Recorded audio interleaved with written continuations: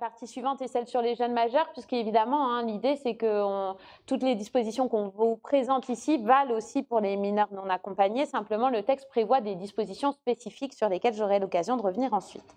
Donc, sur les jeunes majeurs, peut-être quelques chiffres ici encore. Donc, vous savez que l'Observatoire national de protection de l'enfance publie différentes données sur lesquelles, là, on se repose quand on vous donne les éléments chiffrés, à la fois des chiffres annuels au 31 décembre et puis des éléments de notes de cadrage sur les disparités locales observées. Et sur les chiffres clés autour des jeunes majeurs, au 31 décembre,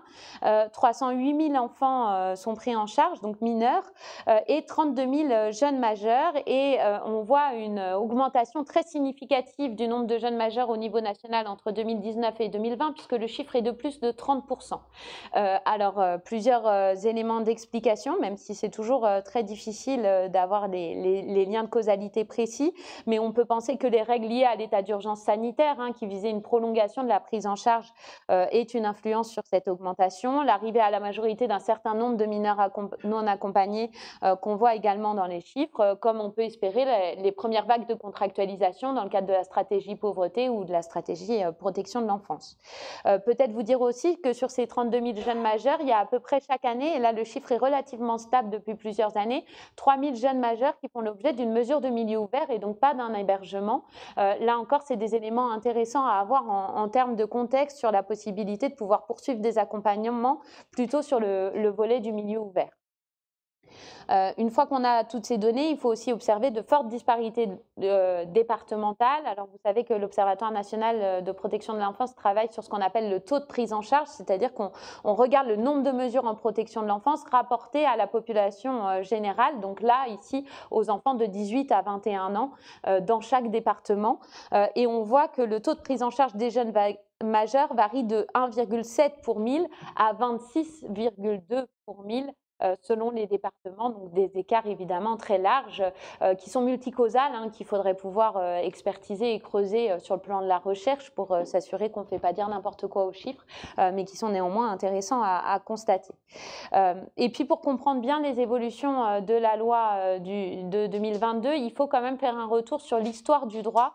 autour de l'accompagnement jeune majeur et un peu avoir des éléments de contexte en tête, se dire évidemment qu'avant 1974, la protection de l'enfance, elle vaut pour tous les enfants de 0 à 21 ans, puisque la majorité va jusqu'à 21 ans, et que donc elle est obligatoire et pensée comme une obligation pour l'ensemble de ces jeunes. Avec la loi du 5 juillet 1974, qui fixe l'âge de la majorité à 18 ans, on a un abaissement de l'âge de la majorité, et du coup, deux décrets en 75, un sur la prolongation de la protection administrative en protection de l'enfance, et un second sur la prolongation judiciaire, c'est-à-dire la possibilité pour le juge des enfants de continuer à prononcer des mesures de protection pour les jeunes majeurs. On sait aujourd'hui que ces mesures-là sont très très réduites dans les chiffres nationaux dont on dispose. Et puis dans les années 80, la décentralisation de l'aide sociale à l'enfance et une évolution progressive des textes qui me permet d'arriver à la hache au droit actuel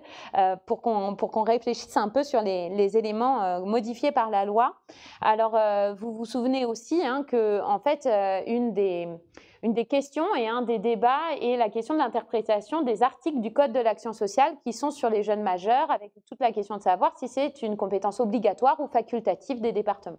Ce flou juridique, il est lié à la formulation des articles L221-1 qui est sur les missions du service de l'aide sociale à l'enfance et qui définit les missions obligatoires. Dans cet article, on dit, je cite, que le service de l'aide sociale à l'enfance a pour mission d'apporter un soutien, et là les termes sont importants, on parle d'un soutien matériel, éducatif et psychologique aux mineurs émancipés et majeurs de moins de 21 ans, confrontés à des difficultés familiales, sociales et éducatives susceptibles de compromettre gravement leur équilibre. Cet article n'est pas modifié par la loi du 7 février 2022 et donc continue à s'appliquer en l'état. Ce qui faisait davantage débat, c'était les articles suivants sur les prestations d'aide sociale à l'enfance, c'est-à-dire que les articles L222-2 et L222-5 qui portent sur les prestations jeunes majeurs avaient des formulations plus ambiguës. Celle sur le milieu ouvert, l'article L222-2, dit que les jeunes majeurs peuvent bénéficier d'une mesure de milieu ouvert en protection de l'enfance. Et cet article, d'ailleurs, n'est pas modifié par la loi du 7 février 2022, donc le flou, entre guillemets, l'incertitude persiste. En revanche, la loi clarifie et modifie, en tout cas, l'article L222-5 du Code de l'action sociale et des familles qui, lui, porte sur les accueils. Et sur les accueils, alors qu'on était sur une formulation avec le verbe pouvoir, comme c'est fait sur le volet du milieu ouvert et ce que je viens de vous présenter, là, le texte, depuis la loi du 7 février 2022, exprime les choses de la manière suivante. Il rend obligatoire la prise en charge par le service de l'aide sociale à l'enfance des majeurs âgés de moins de 21 ans qui ne bénéficient pas de ressources ou d'un soutien familial suffisant. Et l'Observatoire national de protection de l'enfance a déjà fait remarquer dans 2 rapports en 2009 et en 2015 que là, il y a un vrai enjeu d'harmonisation des dispositions, puisque vous voyez qu'on n'a pas les mêmes termes à l'article L222-5 que je viens de vous citer qu'à l'article L221-1, et ça fait naître des jurisprudences devant le Conseil d'État très nombreuses pour savoir si oui ou non l'accompagnement jeune majeur par les services de l'aide sociale à l'enfance est due à des enfants qui auraient principalement des difficultés en termes de ressources et moins en tout cas de difficultés sur un plan éducatif, familial et social tel que décrit à l'article L221-1. Mais donc on poursuit, donc les majeurs, on oblige la prise en charge par le service de l'aide sociale à l'enfance des majeurs de moins de 21 ans lorsqu'ils ont été confiés à l'aide sociale à l'enfance avant leur majorité. Donc, ça nécessitera une interprétation sur les conditions d'accès à cette aide, c'est-à-dire qu'est-ce qu'on entend par le fait qu'ils ont été confiés, voilà, est-ce qu'il y a une durée minimum, comment les choses vont s'articuler. Et par ailleurs, quid pour tous ceux qui n'ont pas été confiés à l'aide sociale à l'enfance, parce que confiés à la PJJ ou confiés via une notification à MDPH et autres, ou qui ont été suivis dans le cadre d'une mesure de milieu ouvert à l'aide sociale à l'enfance et pour lesquels des poursuites d'accompagnement pouvaient se faire. Le texte ne l'empêche pas du tout, au contraire, il permet le droit antérieur de s'appliquer,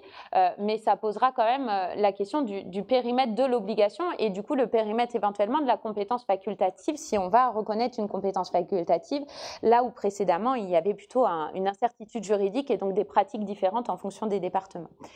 Il faut par ailleurs se dire qu'en termes d'éléments de contexte, au moment du vote de la loi, il y a plusieurs propositions de loi. Alors une juste avant, qui est la proposition de loi de Madame Bourguignon, et une pendant la loi, qui est la proposition de loi de Madame Santiago, qui propose une obligation beaucoup plus large des départements à l'égard des jeunes majeurs, même sur une des 2 propositions de loi en allant jusqu'à 25 ans, et avec une compensation financière intégrale de l'État. Ici, le texte le texte de 2022 prévoit un accompagnement financier de la part de l'État dont les modalités sont déterminées par la prochaine loi de finances, donc ce qui impliquera de voir comment les choses vont s'articuler dans la loi de finances et année après année probablement. Je voulais faire remarquer également, l'Observatoire national de protection de l'enfance a fait une revue de littérature sur le sujet parce que je crois que la recherche sur ce volet-là et ce qu'elle montre en termes, je pense notamment à l'étude ELAP et je sais qu'Isabelle Fréchon est avec nous ce matin en visio, mais elle montre que plus l'accompagnement dure dans le temps, plus les jeunes de l'aide sociale à l'enfance rattrapent, qu'il y a un effet de rattrapage, elle le dirait mieux que moi, mais de l'insertion sociale et professionnelle des jeunes en population générale. De la même manière, les travaux de l'OCDE font remarquer qu'une politique économique à court terme sur ce type de sujet engendre des coûts importants sur un temps plus long, notamment au titre des aides sociales qui sont ensuite données à ces jeunes majeurs, au titre de la santé et éventuellement même des conséquences sur les générations futures. Il y a d'ailleurs un gros projet régional en Île-de-France qui est en train de se constituer sur justement les conséquences des violences faites aux enfants sur le temps long pour montrer un peu comment toutes ces choses s'articulent. Sur les changements induits par la loi du 7 février 2022 en dehors de ce cadre juridique dont je viens de vous parler, quelques dispositions à retenir. Le renforcement de l'entretien des 17 ans, vous savez que c'était déjà une création par la loi de 2016,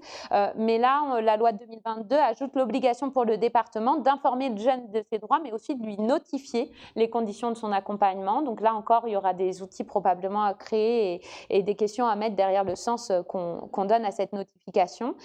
Et le texte aussi ajoute l'obligation d'informer les mineurs non accompagnés lors de cet entretien de l'accompagnement apporté par le service de l'aide sociale à l'enfance dans les démarches administratives en vue d'obtenir une carte de séjour ou sur le volet du droit d'asile le cas échéant. Par ailleurs, une personne de confiance, telle que citée par Magali, comme a été évoqué tout à l'heure, peut être présente à l'entretien et le texte le rappelle ici. Le texte prévoit aussi un droit d'aller-retour, donc la possibilité d'aller-retour dans le dispositif entre 18 et 21 ans, et un entretien 6 mois après la sortie du dispositif pour tout majeur accueilli par le président du conseil départemental, donc par le service de l'aide sociale à l'enfance. C'est une disposition qui nous paraît intéressante, qu'on appelait d'ailleurs de nos voeux dans les rapports précédents, puisqu'elle souligne le fait que le parcours de ces jeunes n'est par définition pas linéaire et implique un travail aussi de ce type pour assurer l'accompagnement. Le texte prévoit aussi d'éviter les sorties sèches des jeunes de l'aide sociale à l'enfance et de la PJJ avec la systématisation du contrat d'engagement jeune. Donc, le contrat d'engagement jeune remplace depuis le 1er mars la garantie jeune. Je vous renvoie à l'encart dans la note sur le sujet puisqu'il y a eu un certain nombre de décrets et de circulaires d'application sur ce volet. Mais il faut se rappeler que le contrat d'engagement jeune est, comme son nom l'indique, fondé sur une logique de contractualisation de 12 mois, renouvelable une fois 6 mois, et que la loi vise ici les jeunes qui ont été confiés et qui ne font l'objet d'aucun suivi éducatif après leur majorité, ont besoin d'un accompagnement, mais aussi remplissent les conditions d'accès aux dispositifs qui sont donc définis par voie réglementaire. Et là, toute la question est de savoir comment cette obligation et cette systématisation d'orientation vers la garantie jeune va être mise en place, c'est-à-dire d'une part par qui, parce que le texte ne dit pas qui fera l'orientation, donc comment l'information va arriver aux jeunes et comment cette orientation va se faire. On peut bien sûr penser que c'est en lien avec les services de l'aide sociale à l'enfance, mais si c'est des jeunes qui ont quitté les dispositifs, évidemment, ça peut être plus complexe. Par ailleurs, ça pose la question de comment ces mesures vont s'adapter aux besoins des jeunes en grande souffrance psychique. Il y a d'ailleurs une circulaire d'avril dédiée au contrat d'engagement jeune en direction des jeunes dits en rupture. Et donc, pour l'ensemble des jeunes durablement empêchés et qui ont beaucoup de mal à adhérer à un accompagnement en protection de l'enfance, la question du contenu de cet accompagnement se pose bien sûr avec acuité. Et puis, une dernière disposition importante, c'est que la loi favorise l'accès des mineurs et jeunes majeurs pris en charge au titre de l'aide sociale à l'enfance aux aides au logement. Donc, elle désigne ce public comme un public prioritaire des aides au logement, mais aussi les jeunes de plus de 21 ans ayant bénéficié d'un accompagnement jusqu'à 3 ans après leur sortie, donc pour toucher un public relativement large et favoriser l'insertion vers le logement des jeunes de l'aide sociale à l'enfance. Évidemment, on sait, et les recherches le montrent, que le premier logement peut être un levier aussi dans l'insertion sociale et professionnelle des jeunes. Ça pose évidemment la question des moyens qui seront mis derrière pour rendre cette possibilité effective.